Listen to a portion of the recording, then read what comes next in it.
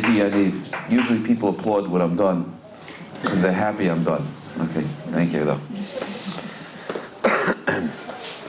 When Yaniv and I were discussing the details of which night, so I didn't realize when we decided for Sunday night, tonight, that till afterwards, that tonight is the yurtzeit, the Azkara for my father, my second yurtzeit. It was also an Adar Aleph Vav 2 years ago, and so therefore I decided. Also, we have a friend over here whose father passed away 9 months ago, Avner ben Baruchov. What? Baruchov. Okay, the Shema should have an Aliyah, Be'ez Hashem, Ner le'echad, Ner le'meya. If you light a candle for one, that's the way it goes with ruchniistic things, spiritual things. They don't have to be divided. It's not a zero-sum game. There's plenty for everybody. So, Be'ez Hashem. So tonight's share decided that for Ili Nishmas to learn a Mishnah. And since it's my father, decided maybe we'll learn a Mishnah in Perkei Avot, father. So in honor of my father's memory, I'm going to share, we'll take a look at, sometimes Mishnah in Perkei Avot looks very, very simple and deceptively simple. But the truth is, the sages said things, they said great things, many great things. It's like a star, Rabbi Yisrael Salanter says. If you look at it from a distance, it looks like it's a little thing, twinkle, twinkle, little star. But anybody knows a little bit about the nature of the cosmos understands that the closer we get to a star like the sun, it's a whole giant burning universe. There's a fire, a giant fire, almost an endless fire, something incomprehensible. So the same thing, we take a look at a Mishnah, it looks like something that might have fallen out of a fortune cookie or something like that, something that Aunt Tilly could have made up while she was stirring her chamomile tea. But when we take a look at the depth of what they said, they were hiding very, very deep and great, beautiful and wonderful practical secrets inside the words. So the Mishnah I'd like to take a look at in the first chapter goes like this. And it says, Nataya Harbeli Omer, I'm sorry, one more time. Yeshua ben Prachia. Omer, he says the following thing. Osei lecha Rav, make for yourself a Rav, a teacher. Konei lecha chaver, acquire for yourself a friend. V'havidan es kol adam lechav schus, and judge everybody to the side of merit. Very, very nice. It's a beautiful Mishnah. It has 3 different parts to it. And we'll take a look at a few different perushim, a few different explanations of what each part means separately. Oh, the music is beginning for us, Baruch Hashem. And also we'll put the pieces back together and we'll see what they mean collectively, what the whole thing means together, the whole package. What the ingredients mean separately and what the whole thing, how it all fits back together again. And it's interesting, it's always divided up into 3. I saw a very beautiful, amazing mimer from Reb Simcha Zisel, the Alter from Kelman. He said the following thing. He says that Torah mechalekes l'shlosh chalakim. It's a small little sefer called Tenuas Musar. It's actually 5 volumes. But he has over there one-liners from different Gedolei Musar. And one of them it says over there, it says, Torah mechalekes l'shlosh chalakim. Torah is divided up into 3 parts. And when he says Torah, he doesn't mean only Torah, he means life. Life is divided up into 3 parts. And what are those 3 parts? He says, Pashtus, simplicity, Amkus, depth, the Pashtus, simplicity. When I first saw this statement, I said to myself, isn't that interesting? That 2 of them are exactly alike, and one of them is different than the other. Pashtus, simplicity, Amkus, depth, the Pashtus, and simplicity again. Sounds like it's a little bit of a joke. 2 of them are exactly the same. So I was wondering, what does this mean? Pashtus, simplicity, Amkus, and Pashtus, and simplicity again. And I was thinking that it's hauntingly similar to a similar question that we say when we're benching at the beginning of every month. Before the month begins, we say a blessing for Rosh Chodesh, and we ask, the whole community pleads together, and we say that it should be a month that has Yirah Shamayim, fear of heaven. And then it says, in the list of things that we're asking for, we say, Osher v'kavod, wealth and honor. And then later on, we say at the end of that list over there, we say again, the Yirah Shamayim. And it's not my question, others have asked also, why do we list 2 things that are exactly the same? We're asking for Yirah Shamayim and Osher v'kavod, honor and wealth, and then She'ein Bushu Klima doesn't have any embarrassment in it, and then we ask again for Yirah Shamayim.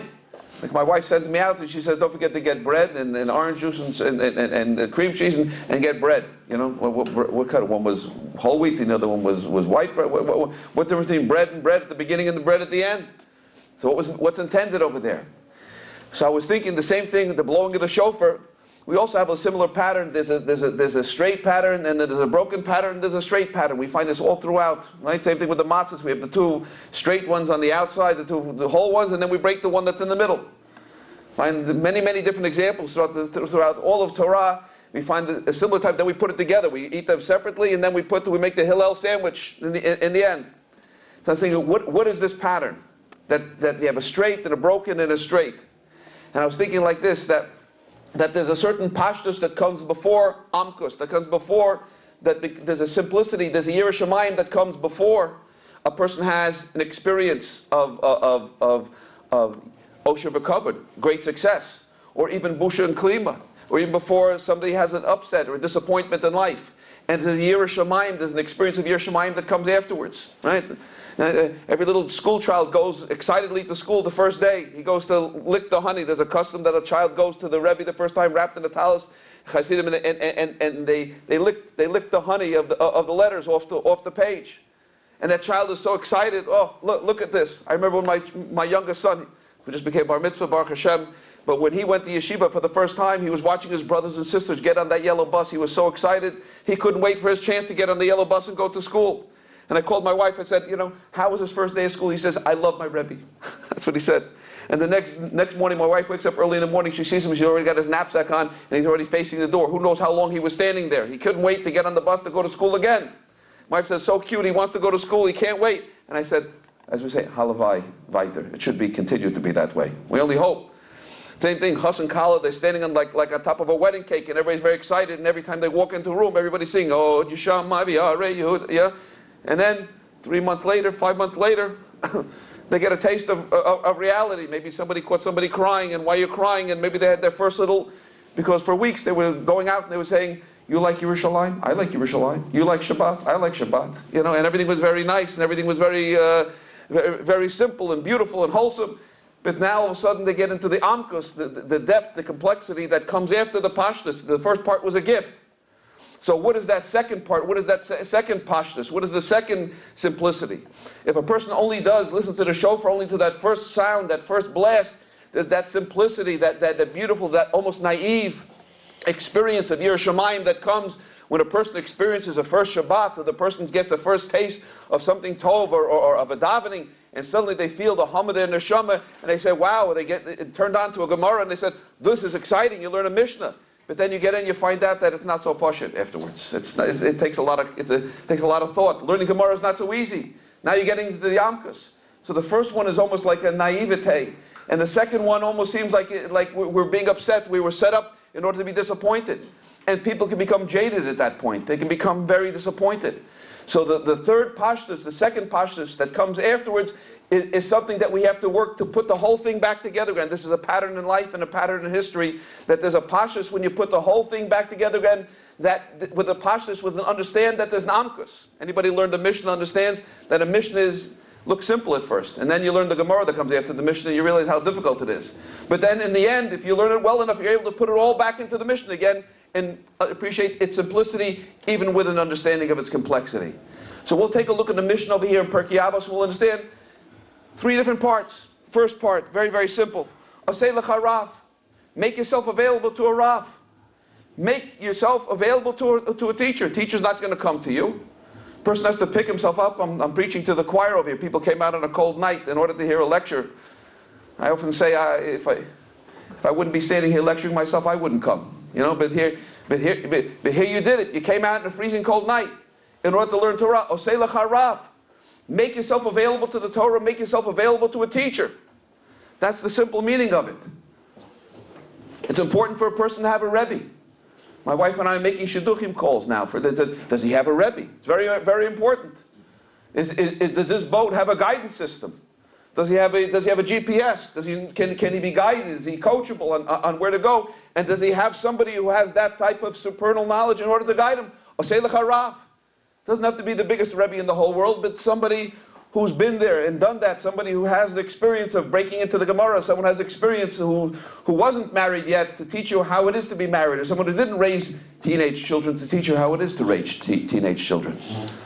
Somebody who married off children to teach you how to go through the steps and the processes of marrying off children. All of these different things, they all need coaching, and we need Osei L'Charav. Make yourself available to somebody who can teach you, who can guide you. Can't presume that we know everything on our own, that we're so smart. It's a big danger, it's a big sakana. That's the first meaning. But there's another meaning. Osei L'Charav. Make for yourself a Rav. I sat with a Rebbe today in yeshiva, one of the top Rebbeim, I think, I don't want to give away too much information over here. A top personality who's explaining to parents.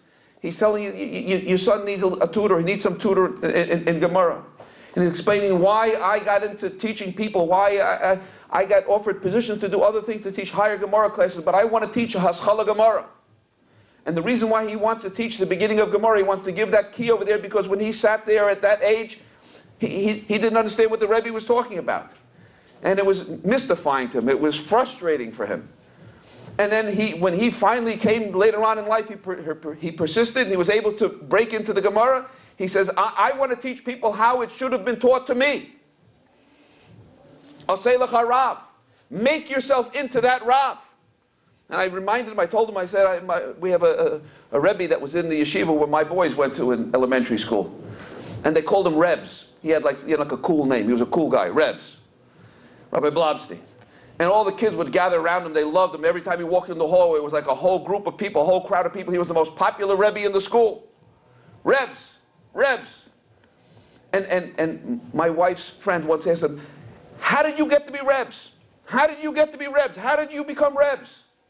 And he said the same thing. He says, my whole life I went to yeshiva.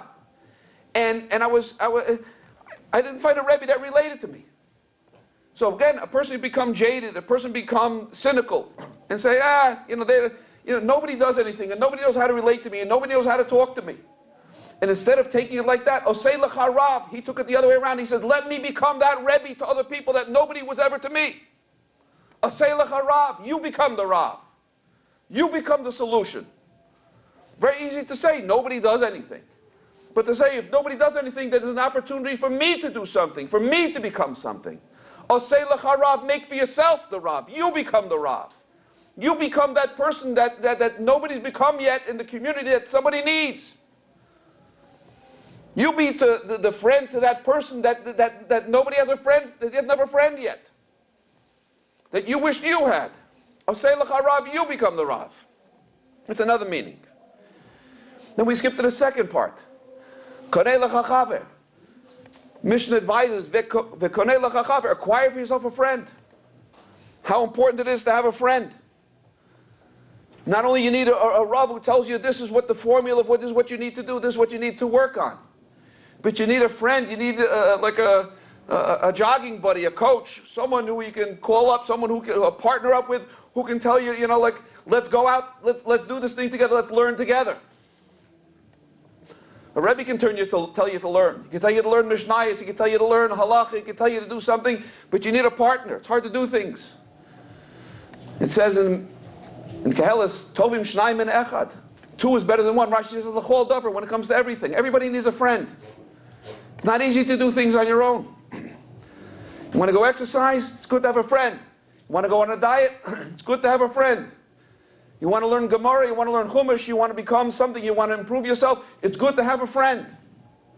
Somebody you can check in with, somebody who can give you a little bit of correction, a little bit of encouragement, who can pick you up when you're down, who you can pick up when he's down, because he needs a friend too. Konei, it's also choir, very interesting. It's worth paying for to have a friend. Sounds very disingenuous, like not real. You got to pay for a friend. It's worth paying for a friend. Buy him a cup of coffee. You get yourself a donut, get him a donut. You buy yourself a safer, buy a second one, buy him a safer also. It's so valuable that it's worth paying for. Buying a chavrusa. Having somebody that's going to put up with you. Not so easy. I had a chavrusa, I remember, I never forget, some of my best chavrusas were so mean to me because I needed it. I needed it. What can I say? I remember when I was learning in yeshiva, every time the door opened up, I used to turn my head to see who was coming in the door. And at a chavrusa, he said, is there a connection between your head and the door, like a string? Every time the door opens, your head turns in that direction. I told him I'm a very sociable person. He said, that's very nice. You're a very social person. You like to, wave to people like you're a talk show host or something like that. Very nice.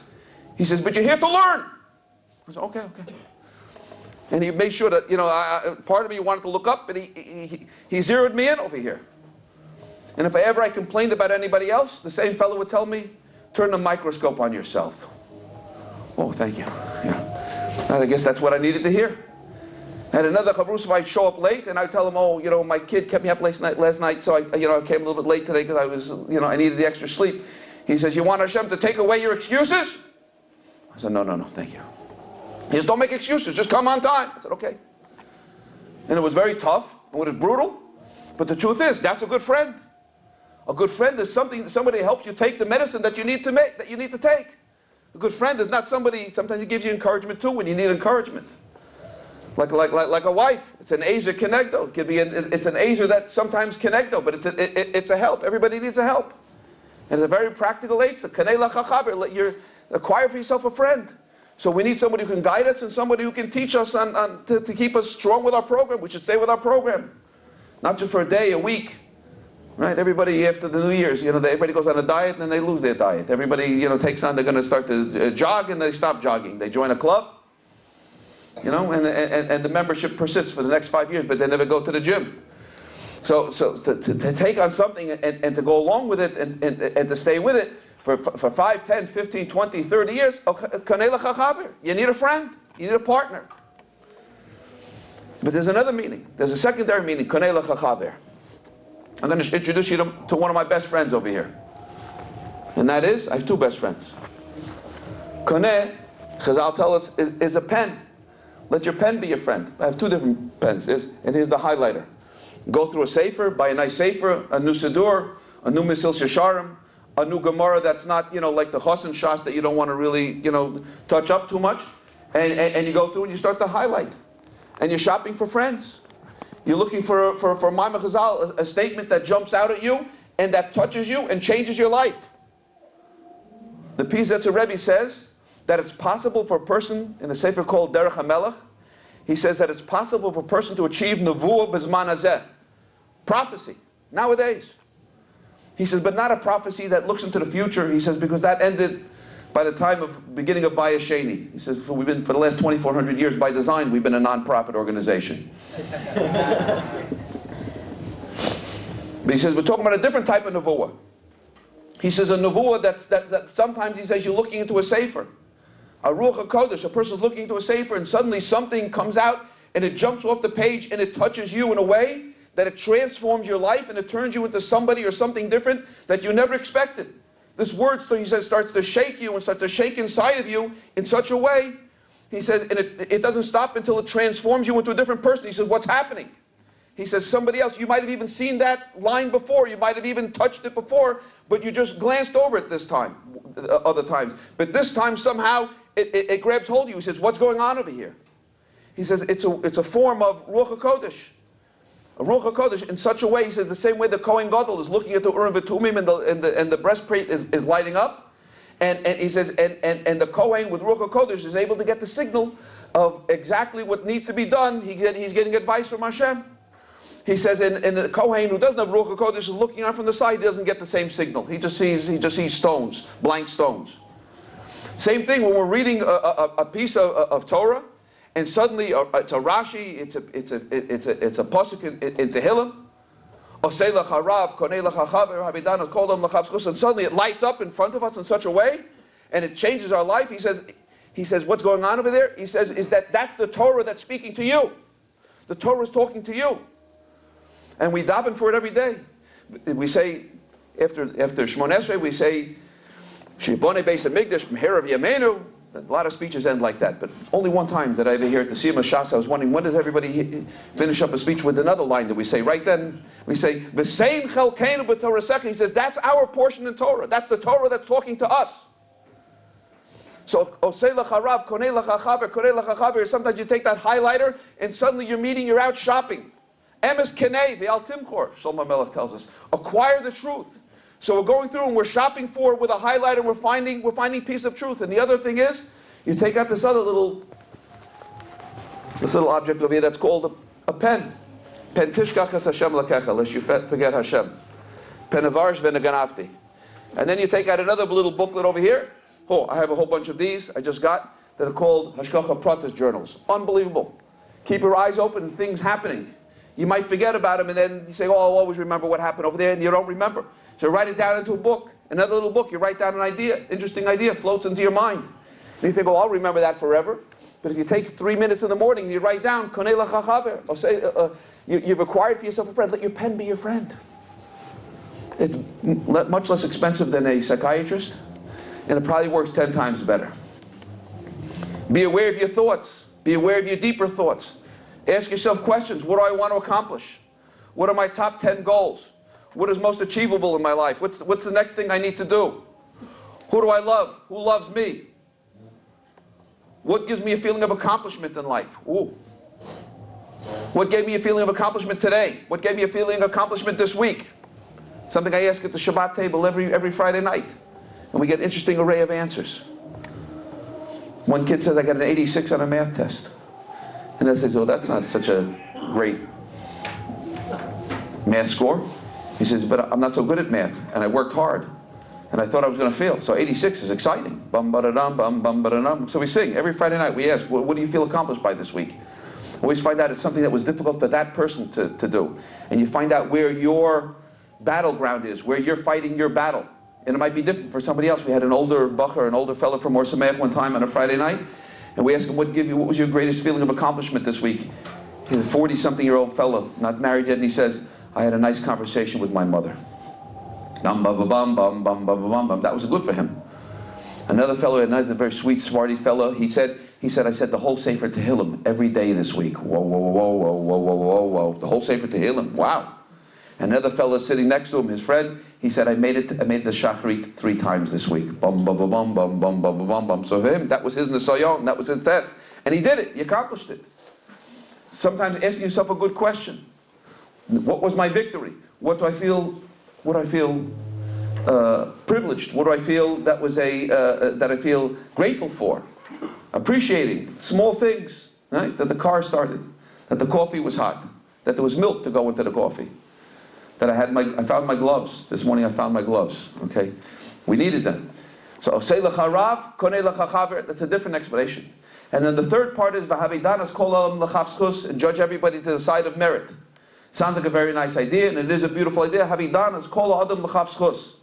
So one thing, it's just telling us that it's very important to judge people in a favorable way. The second parish might be the explanation of exactly how to do it. Not such an easy thing. Because we're looking at people and we see people, it's very easy to find faults. And we see people, but it's hard to see what's going on. We don't know the entirety of a person's life. We see what they're doing. We see somebody rushing through a crowd, he knocked over somebody's door, and he's trying to get, we don't know. It's hard to judge exactly what's going on. So what does it mean, Havidanas kol adam l'chavschus?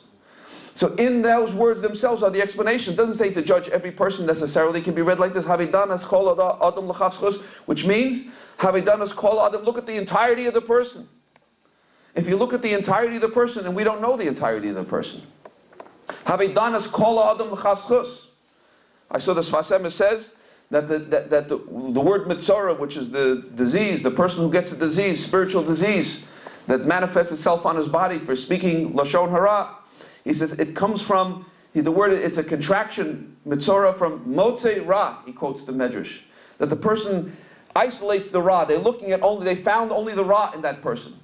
But they didn't see the great challenge that individual has to go through every day. If you look at the entirety of the person, take a look at the struggle that person has to do what he's able to do in order to get there, what a Yetzer Hara he has, and how much resistance he has to overcome in order to accomplish. If we take a look at the entirety of the person, we would say we'd stand in awe of that person, and we judge him in a different way. But the tendency is to isolate the Ra and to focus on it, just to take a look at that one little prat over there and to say, oh, look at that. But if we try to list even in a student, it's very, very important to list What are the milas? What are the great attributes that this person has, that this student has, that this person has? If you start to list people's attributes, you'll come to a different picture of who they are because you're not isolating the Ra. Everybody has a fault line. Everybody has something that they need to work on. And therefore, if we take a look at the entirety of the person, we get a greater picture. But now we come to this very important thing. We take a look at, okay, 3 different exciting and practical points. What does each part of the Mishnah mean separately? But now we put it back together again. And let's take a look and think for ourselves out loud now. Which one of these is not like the other one? Why are they parked together? Why were they seated together at the same table? You go to the chazana and sometimes people are making up exact seating arrangements. So who we're going to sit next to whom and why we're going to sit next to whom. This is a relative that came from out of town and the relatives that all came from out of town are all going to sit over here at this table. And anybody that's a brother or sister or cousin is going to sit at this table. So why was it seated over here next to each other? Osei lecha rav, konei lecha chaver. V'havidanas kol l'chavskos. Which one of them seems dissimilar, different than the other ones? And I think, what do you say? Number 1, number 2, or number 3? What do you say? 3. Number 3. I think we can get a universal agreement that number 3 seems a little bit different. The first 2 start out very, very nice. Right? Osei lecha rav, konei lecha chaver. This is what you need. This is part of your self-improvement program over here. Very, very nice. You need a rav, and you need a friend to help you get there. Those 2 sound good. And now all of a sudden it's talking about other people. What does that have to do? What does that have to do with the first 2? So I'd like to offer 3 different explanations, 3 different approaches. And the first approach goes like this. Sometimes it's difficult for a person to find a friend and to find a Rav, and they find themselves being isolated and feeling isolated. I don't have a Rav. Well, we said make yourself into the Rav if you don't have it. Or konei lecha chaver, acquire for yourself a friend. But the person can get into such a mindset that they're judging. I had a Rav, but one time I saw, he looked at me askance, or he corrected me harshly, and I said, oh, he's mean. And then this one had that fault, and then that one had that fault. And this one was this one was overweight, and this one didn't know halacha so well, and that one, I find a fault with every one of them, and I passled every Rav, and I passled every friend. And because I'm not judging favorably, so then a person ends up bereft, he ends up in the absence of a friend and a Rav, because he was looking too harshly at people, looking too harshly at them, even at the Rav. Couldn't find anybody perfect enough to be his Rav. Couldn't find anybody perfect enough to be his friend. Found a psul in each one. And therefore, who's the loser? The person ends up losing out himself. So sometimes the way to acquire the friend and acquire the Rav is havedanas kol adam lachavschus. It's a key. If it's saying, I can't find it. So you know what? So instead of putting on the microscope on everybody, put on the telescope. And take a different look. And you see, this one is good. I need a Rav. When I need gas for my car, I don't have to get the perfect gas station and the perfect gas station attendant. It's a practicality. Getting married too, it's important. No one's going to find perfect. No one's perfect. But you find somebody. Somebody help you get to where you have to go to. Somebody knows a little bit more than you, has a little bit more experience. Doesn't have to be perfect. Doesn't have to be the Lubavitcher Rebbe. Sometimes too, you can't plug your shaver into the sun. You got to plug it into something that's the right electrical power that's not going to overload you. So therefore, we have to look with a generous eye.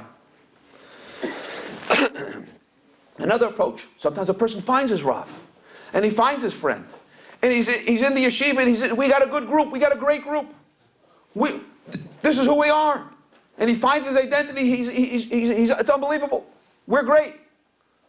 But those other guys over there, they don't have it right. It becomes like a intramural sport over here.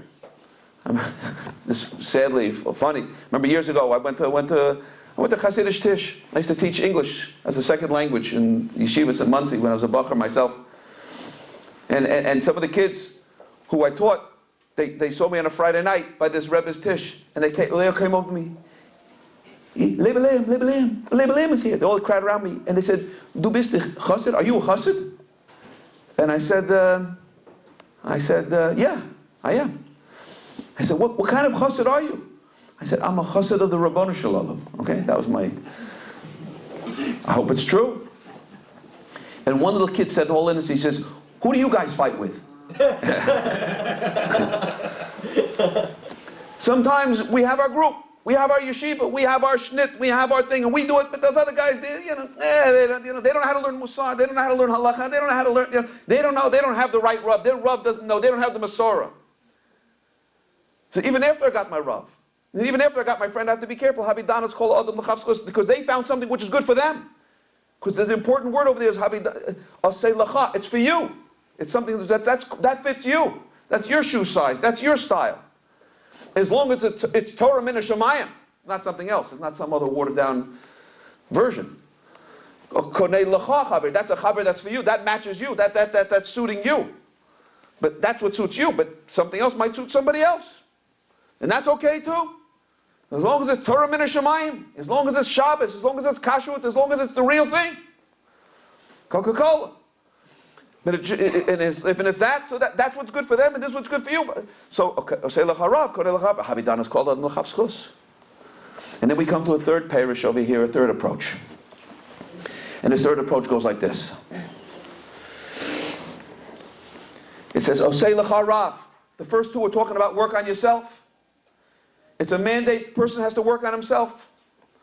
Adam Lam Yula, the person was created to work. It's an interesting thing. I can see all of you. The only one that I can't see is me. Right? You all see me, and I see all of you. But nobody sees themselves. An interesting thing. Person doesn't see himself.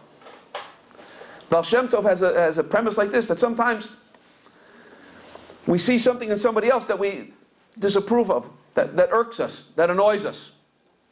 Not in principle, but something that's it grates us.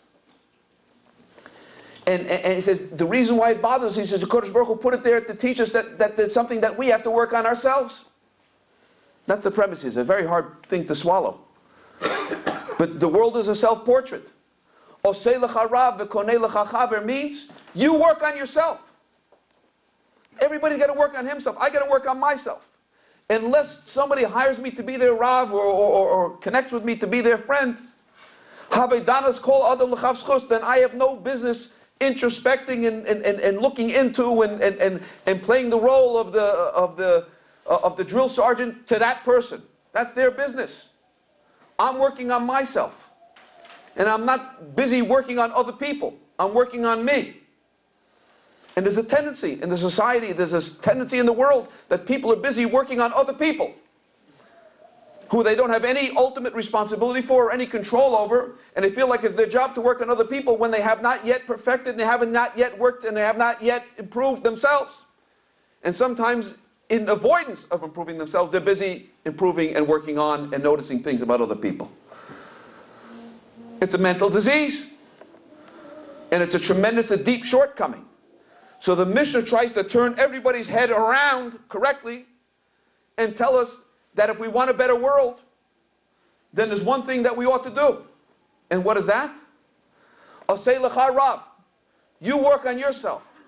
Konei lecha chaver. You improve yourself with whichever methodology we spoke about before.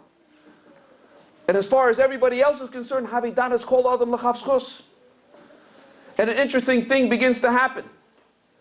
That the minute the person begins to work on himself, and those faults begin to disappear, then automatically becomes, he's Havidanas Kol Adam L'Chavskos, he begins to see other people in a better and a more improved light. Suddenly the blemishes have been removed from his eyes, and he begins to see other people better. Like the fellow that went to the famous museum in France, the Louvre. Maybe some people heard of the Louvre. I went there many years ago myself. I don't remember what I saw there. I saw great paintings. But apparently this American fellow came, and his French counterpart was showing him around. You know, oh, the Louvre, oh, Monet, René. The Mona Lisa, I think, is parked over there. Oh, a lot of great famous paintings. Oh, the best. And the American guy was like very unimpressed. Yeah. And his French friend was telling him, you know, like, what's it? He says, these are not good paintings. He said, not good paintings. These are the greatest. These are masterpieces. The greatest art of humanity. How can you not be impressed? He says, they all have milk on them. They all have milk on them. These are guarded, precious paintings. These are priceless paintings. He says, look, you have milk on your glasses. Yeah. If you have milk on your glasses, so you're going to project, you're going to see that everything has milk on it. There's something wrong with that painting. Clean off your glasses, suddenly you see something cleans up on the other side. I remember taking a friend of mine, his father, to the airport. He was down from Arkansas or something like that, a nice, cute southern accent. I was taking him to the airport. And I was trying to drive. I was putting on the defrosters. I was spritzing, and I still couldn't see out the window. And I remember he said to me, this is like 34 years ago. The fellow said to me, he says, Labe, remember the southern accent?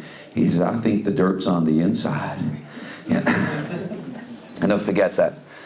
He was telling me about the window, but I heard it, it's about me, you know? The reason why you can't see is because you got to take out the schmutz, the dirt on the inside. You know? Sometimes when we start to get rid of the stuff that's inside of us, we start to see the world differently. It's an interesting thing. The Maharal has an unbelievable insight. I have an insight into the Maharal's insight. And he says the following thing. There's 6 questions a person's asked after 120 years. I'm not going to go into the whole subject over here. Number 1, the Gemara in Shabbos tells us, we're asked, Masu matan be'emunah. Did you do business with emunah? So the Maharal explains over there what's being tested was the person, he says, a no-saying, a giver, or a makabel, or was he a taker? Because the goal of business, I'm sure some people agree, is not only the bottom line of receiving, it's providing a good product. And therefore, if a person's trying to take more out of something, more out of a partnership, more out of a business deal, then he's greedy for himself, and so he'll win some little business deals, but in the end he'll lose. He didn't do it honestly. He didn't do it with emunah. Emunah means you provide a product for somebody else, you do service for somebody else, and you get something in return. Masu bat emunah, it's a test where the person's a no-saying or a makabel, and he goes through each one of the 6. When it comes to, it's number 5. It said, Sipisi Yeshua. Did you anticipate the redemption? Did you see, Animami b'imuna shleima b'viyas HaMashiach, that Mashiach is going to come, I'm waiting for Mashiach. That's really the test. So the Maharal says an interesting thing over there. He says it's a test of whether the person is koyach or poel. Koach or poel. Koach means potential, but only potential. Poel means actualized potential. Was it koyach or was it poel? I remember sitting with the chavrusa, and I needed a chavrusa for this. I was mystified. What's going on over here? What do you mean koach or poel? I understand 1, I understood 2, and we managed to plumb the depths of 3. But when we get to this Tzipisi Lishua, what does it mean over here, koach or poel? And this idea came to light over here. This idea that we're talking about. That if a person is sitting b'koyach, if a person is sitting and they're not making the improvement, they will tend to take a look at the world in a very cynical and sinister way. If you take a look at an acorn, it looks like a petrified rock. It's a nothing. You drop it and it hits the ground and it clunks like a rock. But we understand that latent inside that little it's a seed, and inside there's a giant oak tree that will stand. It will give shade, and it will give roots, and it will give arms out and protect and hold squirrels and birds and beauty and all kinds of different things are inherent in that little oak tree. And an apple seed. In any seed, any of these things, it looks like it's dead. And if a person has not done anything to bring out the life that's inside, so they will tend to take a look like nothing changed. Like the Rosh asked at the Pesach Seder, what's going to change tonight from all other nights? It's still the same old, nothing ever changes. The world is dark, the world is difficult, the world is unrealized, the world is hurt, the world is bruised, the world is dying, the world is going crazy, the world is, the sky is falling. And it'll never get better. And you hear, and you feel. But the minute you take a little effort and you begin to shine one little facet, you put that thing in the ground, and suddenly the seed opens up and it starts to give a little root. A person takes some area of his life, in some small achievable way, and begins to improve. He loses that weight. He gets into shape. He begins to learn a Mishnah. He begins to do Shmirat HaLashon. he begins to learn Daf Yomi. He begins to open up and crack into the Gemara, and now you begin to feel the Tainag Ruch, and you begin to feel it. Now you say, you look at the world, you look at yourself, and you say, it's not yet accomplished. But it's possible, and it's possible with Yagir, with work, I'm going to get there. Pardon my appearance, work in progress. And the person projects that on the world, and he sees a not yet improved world. And suddenly, since the world is a self-portrait, the person begins to feel, see, Pisha Yeshua, that I'm anticipating that there's a hope for the world, because I feel hope within myself. That hope that beats eternal within inside the person. But if I wasn't able to conquer that, I wasn't able to make any victory within myself, to have that nice conversation with my mother. To say over, to be consistent in getting through something and connecting with a Rav and a teacher and a friend and making that improvement, then I'm cynical about the world too. I don't see it's a possible world. It's an impossible world. But the minute we begin to make any success, we begin to feel that suddenly the world is possible. Tzipishel Yeshua. Animam b'mimuna shalema. Im kozel achakelo, I'm waiting, I'm anticipating for the world to get it. And I'm waiting for me to get it in more areas and more areas and more areas. I can't wait to conquer another area. Can't wait for that feeling of victory, that feeling of accomplishment. There's nothing greater than the feeling of accomplishment. The whole world was created for that feeling of accomplishment. Nobody can give anybody anything, Rabbi Sai. I'm not just talking about politically, and I'm not talking about economically. But the most injured people on the planet are the people that receive everything. That wait for a government, that wait for somebody to give them a check. The whole world was created, and the whole effort of this world is because the Zohar said something of Nahama de Kisufa. What's Nahama de Kisufa? The bread of shame. Baruch Hu could have just jumped right from this world and put us into the next world. Unbelievable? But why not? Because it wouldn't be an accomplishment. We'd be on welfare. We'd get the check, we'd get the Ziva Shechina, but without earning it. For free. Freebies hurt. Sonam Atanis Yichya, Shlomo Melech tells us. Getting gifts it's not life. Anti-life. Working for something and achieving something, that's life. And when a person feels that he's able to get that taste of life, that Tam Chayim, then he looks at the world differently, feels differently about the world. So therefore, when the person's improving himself, he begins to take a look at the world, that the world is a new world, it's an improved world. He looks at other people, he begins to judge people favorably. Not yet, he's just not yet. That cousin of mine, that brother of mine, that uncle of mine, that sister of mine, they're just not yet, but they can get it. They can do it too. They have to wait for the right moment, the teachable moment for them. It's going to happen. Rather than looking at them cynically and then it's over. It's not over. It's never over. It's not over for me. It can't be over for them either. And the biggest proof it's not over for them, it's not over for me.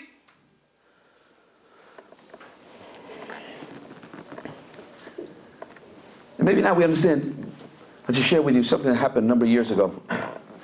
I got a call from a neighbor who said, Rabbi Lam, she was teaching history in a local, wasn't quite a yeshiva, something like a hippity-hop cultural Hebrew day school, high school also. And she said, Rabbi Lam, they just finished a unit in history, and I'd like to ask you to come speak to them in order to reward them, you know. And so I said, okay, fine. High school students, high school seniors, no big deal. I said, okay, fine, I'll come on down.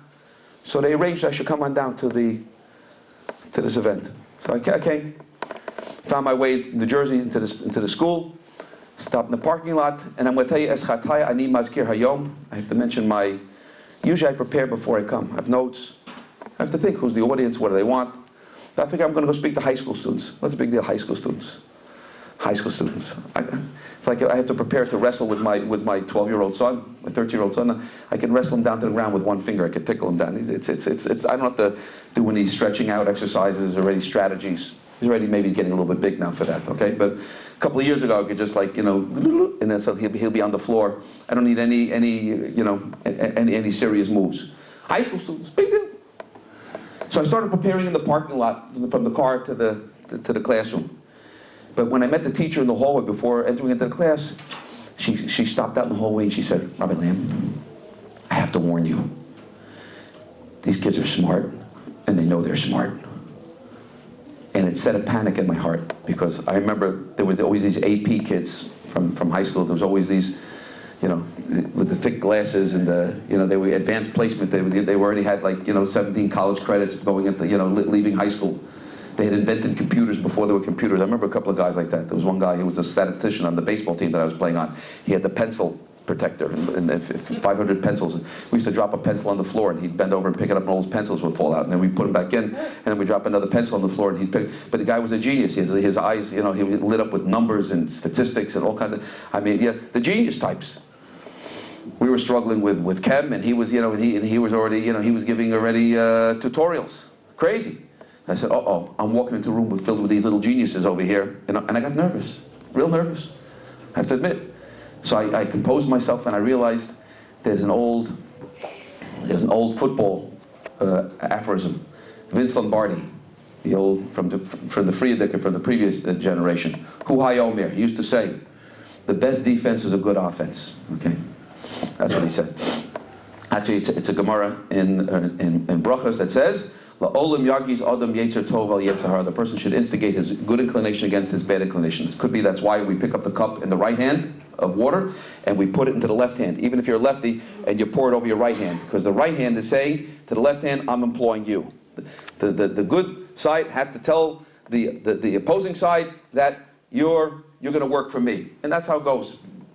So I come into the class. And I take a moment and I pause on the board, I write on the board, my name, Label Lam. I come into the classroom, and I decided instead of standing behind the desk, I'm going to stand in front of the desk. I have this up close. And I asked them, okay, who is the greatest person of human history? Who's the most important person in human history? Hands start going up, and he said, Avram Avinu. I said, very nice, Avram Avinu. Av Hamon Goyim. He's the pillar of Chesed. He started giving all the reasons why it could be Avram Avinu, but we say, I'm sorry, you didn't get it. You know, not. And they say, Yosef HaTzadik. Oh, he saved the Jewish people. Yaakov Avinu was the chosen. Okay, Yaakov Avinu, very nice, and he was the chosen. He had 12 tribes. No, but not him either. Okay, fine. Who else? Ish Emes, Zerah Emes. No, Titan Emes Yaakov. No, that's not it. Moshe Rabbeinu. Oh, Moshe Pepel Darbabo. He speaks to Hashem face to face. Mikam Novi Moshe. Oh, there'll never be another Novi like Moshe. Oh, who could be greater? Honor be called Adam al Pnei Adam, and the answer is no, not him either. Okay, David Melech Yisrael Chai V'Kayam. I can prove to you how most of Jewry is coming from David Melech even nowadays. No, but not him either. Okay, they got mystified. I knew they were lost when they started guessing, whatever, Woody Allen and you know, David Ben Gurion, whatever it was. You know, so they were lost. And I said, what's the most important moment in human history? And they went through a few, you know, Yitzias Mitzrayim. Oh, Laman Tizkor, Yom Seischem Eretz Mitzrayim, Kol Yimei Chayecha. We remembered all the days of our life. No, not that. Matan Torah. I said, that sounds like a good guess, because, you know, Haniyah Kadavar Gadol Azez, anything like this ever happened? Or Nishma Kamohu, Hashama Am Elokim Medaber Tochesh, Kasher Shamata, like you heard. Has it ever happened, such an event like that? Vayechi, and you lived? No, but not that either. Okay, coming into Bias Rishon, Bias Sheni, no. And I knew they were desperate when they started guessing when the Mets won the World Series, whatever it is, they were lost. And they were looking, they mystified. I said, now I'm going to show you who's the most important person in Jewish history. You ready? I marched back to where I had written my name on the board on the way in, and I drew my name, my circle around my own name. I said, the most important person in Jewish history is Label Lam. So what? Label Lam? We never heard of you before you came in today. I said, that's it. I said, but now I'm going to prove it to you. That little 8-second obnoxious lunch bell rang at that time, and later on the teacher told me that they usually in the lunch have already benched by that time, by the time the bell finishes ringing. But they were watching me go left, they were watching me go right. This was a proud moment for me, even though I didn't plan it to happen this way, but they're waiting to see, you know, how am I going to prove it? And I said I can prove it from a Mishnah in Sanhedrin, in Masechta Sanhedrin, that says, they asked the following question, Lama nivra odim yechidi, why was man created singular from all the creatures on the planet? And the answer that the Mishnah says, everything was a gaggle and a herd and a flock and a group and some kind of a grouping, but man was created singular. Lama nivra odim yechidi, and the Mishnah continues and says the following thing. He says, Ki chayav adam lomer b'shveli never olam. A person has an obligation to say that the whole world was created for me. Ain't that something? That means just like when Adam HaRishon opened up his eyes and he saw the light running at him at 186,000 miles a second, and he felt the plush green grass underneath his feet, and he saw all the colors, and he smelled the smells of the delicious fruits in Gan Eden, and he heard the voice of a Kadosh Baruch Hu. He saw Kadosh Baruch Hu shining in front of him. He said, this was all put over here. All this beauty, all this splendor was put here for me. The world was created for me. And it's not just Adam HaRishon, but every individual subsequently in history, enter Label Lam, laughing in the 20th century, also has an obligation to say that the whole world was created for me. And I told him, if you're going to go home and ask your parents who's the most important person in Jewish history, and they're going to say Abraham and Moshe and David, and they're going to say, no, Label Lam, then you didn't understand what I said. I got to say me, and you all got to say you. That's how it works. The whole world was created for each and every one of us with the most important person in human history. I said, which is the most important moment in all of human history? And the answer, therefore, is? Now. Right now. Right? Not the day I was born, but now. Yom liyom yavia omer v'layla l'layla chavedasa machadish b'tuva b'choyom tamid ma'aser bereishis. Kodesh Baruch Hu is constantly renewing the creation, and it's a new creation. He's stakel b'raisa ubara alma. Kodesh Baruch Hu is looking, he's creating the world right now. Yotzer or uvore choshek. All the brachas we make are said in the present tense. Kodesh Baruch Hu is creating and recreating and reestablishing and reaffirming the world right now. It's a new world. It's a new opportunity. And if you think I just made up this idea in order to torture the high school students, it's really a very simple Mishnah in Perkei Avos later on that says, Hu hayeh omer, Hill used to say, Imei ani li, if I'm not going to be me, who's going to be me? Who's going to play the role of me? Who's going to be a father to my children the way I'm a father to my children? Who's going to be a son to my parents the way I was a son to my parents? Who's going to be a neighbor to my neighbor the way I'm a neighbor to my neighbor if I don't do it? It's like a giant puzzle. If you put the whole puzzle together, one piece is missing, oy vey. If I'm not going to inspire me, who's going to inspire me? If I'm not going to take care of and improve myself, then who's going to improve myself? That's what we're learning about over here today. But it's not only about me, it's not only improving myself for myself, I'm doing it for other people. And then the Mishnah concludes very beautifully. I always thought it was a call to arms, seize the day, go for it, no time like the present. It says, Im lo achshav emasai, there's no moment like this moment over here. There's also part of the puzzle, part of the fabric, is the time, is this particular time that we happen to be in right now. The intersection of our lives and the intersection of this time. Therefore, we'll finish up with one, that's what we're talking about over here, because we're the most important person in human history. And the world was created for us. Isn't that an amazing idea? And we'll just finish up with one very, very brief, beautiful story. Maybe two. One to explain why, when a person takes a look at this, what did we say before? When he begins to improve himself, he sees the world looking back differently. They say it was a fella, came from deep in the farm country in Russia, and he never came to the big city. One time he came to the big city with hay in his hair and his overalls and the big boots and an ornery look on his face, and he came to a fancy hotel. And the fella at the concierge would have looked at him, and they gave him a room on the top floor.